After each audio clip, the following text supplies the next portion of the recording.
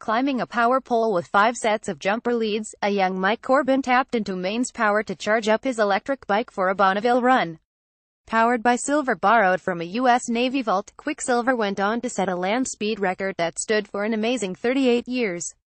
Here's his story. Mike Corbin is best known for looking after the fundament of long-range bikers. Corbin's seats are the Rolls-Royce of aftermarket motorcycle saddles, and his constantly humming factory in Hollister, California, is a genuinely impressive spectacle producing parts of rare quality. But back in the 70s, Corbin was pioneering electric motorcycling in the United States.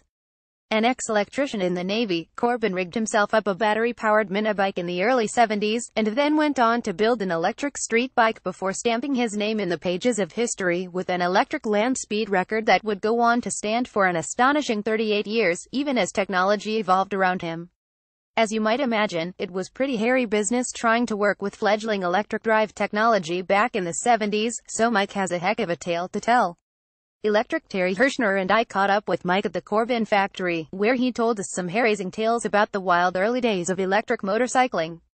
Well, let Mike take it from here in his own words. An electric vehicle pioneer. Well, we started in the early 70s with the idea that we wanted to make electric-powered motorcycles.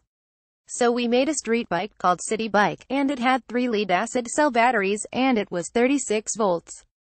It'd go 3,040 to 30 miles per hour, 48 kilometers per hour for 40 miles, 64 kilometers.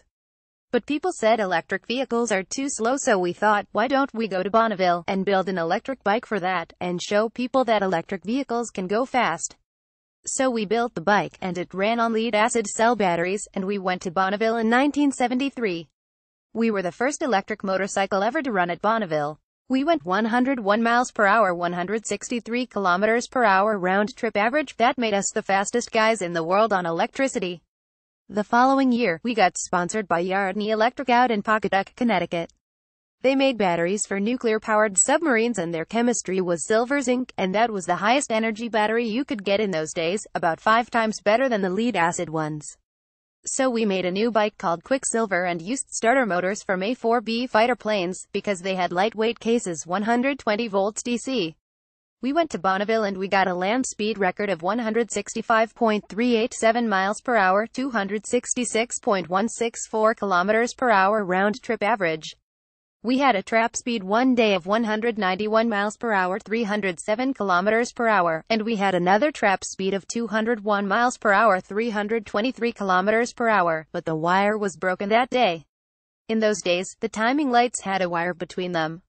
We had that land speed record for a lot of years, 38 years. And then lightning took a new record in 2012. They call ours a robust record. It was one of the longest standing records ever. And a lot of attempts were made on that record. There must have been 15 motorcycles over the years that would come out and try to take our record. I came out to watch 2 or 3 of them. I can look at a bike and tell you how fast it'll go, and they all did everything wrong. When lightning came along, they had the battery chemistry down. Plus, what you have now is the AC controllers. Those and the AC motors are just unbelievable. You have such amazing equipment now that it's almost unlimited what we're going to be able to do with electric vehicles. But in those days, it had to be DC if it wasn't gonna have a wire on it. DC electricity itself limits you a great deal.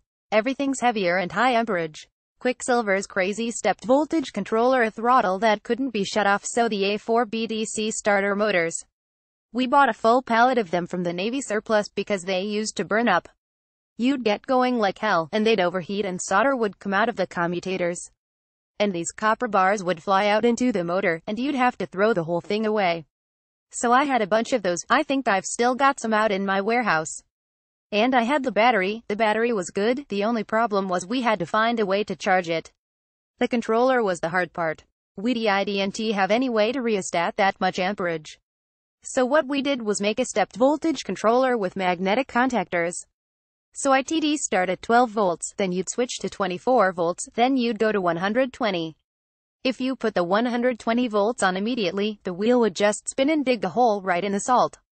So we had a flying start. We'd tow the bike up to anywhere between 40 and 60 miles per hour, 64 and 97 kilometers per hour with a car. Then I had an ejection rope. You'd spring load this thing and it'd fall in the salt, and I'd go around the car and start accelerating. The hard part was, with these magnetic contactors, they'd go in pretty quick but they open slowly, they open on springs. The problem with the bike was that at 120 volts and 1200 amps DC, there's no way you can open the contactors. They'd just flash, and you'd have continuity, there'd be plasma, the thing would weld itself together and there'd be no way to shut the bike off. You'd be going to Taiwan. You're going right over the freeway, you're going to hell in a handbasket, that's where you're going. So I invented this kill switch, which was a big copper knife bar, 2.5 inches wide, 5/16ths of an inch thick. It was just like a knife switch. I had a spring on it and a bungee cord, and a little compression release lever on my right finger that de-open it.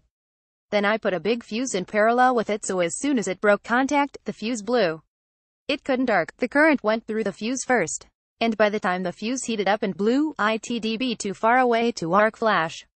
That was my big invention. The funny thing about it is, they took the bike to the Indian Museum in Springfield, Massachusetts. They said, we want to recover some Corbin stuff and have it in the museum, because you're kinda local in motorcycling. So we had one of our street bikes in there, and they had quicksilver in there. Some guys that worked at the museum there went and stole that knife switch because it had so much copper in it. It's gone, it's been gone since the 70s. I don't even have any good pictures of it. I remember it was a 300-volt fuse, 450 amps AC. So some guys would go to the Springfield Museum and try to look at the bike to figure out how the heck we did this.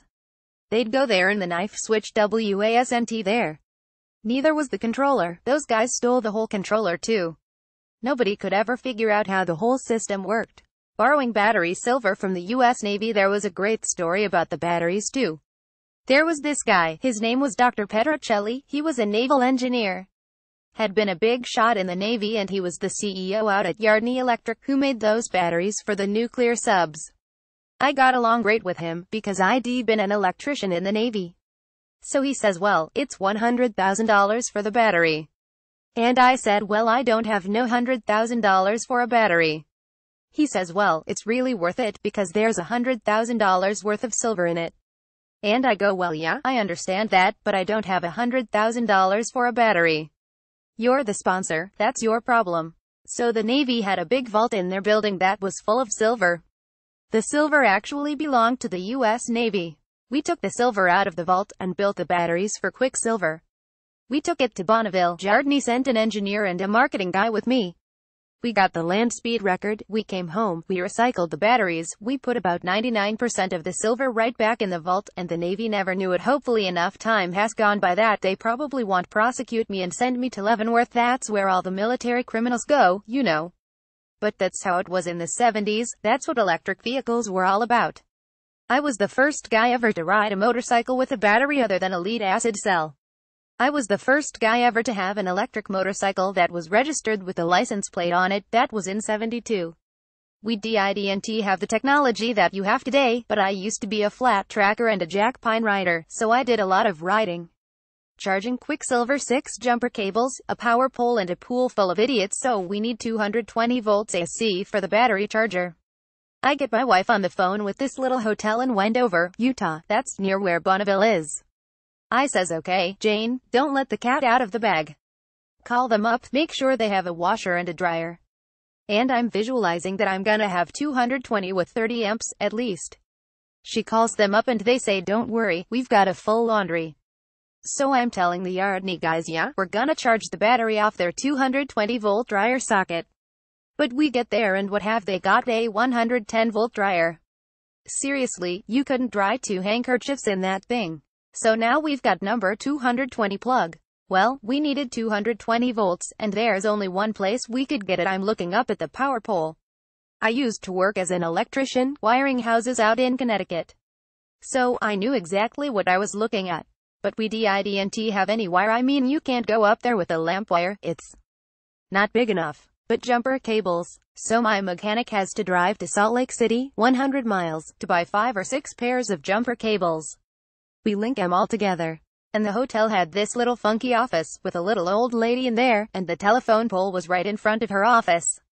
So I told my guys, they had this little crummy fiberglass pool, I told my guys to go out there and start splashing around and throwing beer cans around and stuff, so she's watching you while I'm climbing the pole. So they do, and she's running out there, hands on hips, saying we have other guests, you know, and I climb the telephone pole, and I clamp the battery cables onto the 220 cable. And they're all laid all over the ground and we put them on the battery charger. I think it might only have been 205 volts, because the charger was groaning away. But it did the job, yeah? We had a lot of fun. And that's how we did the first motorcycle land speed record. Stay tuned for part 2 of this interview, where Mike shows us his next great gamble in the electric vehicle business. View gallery 32 images.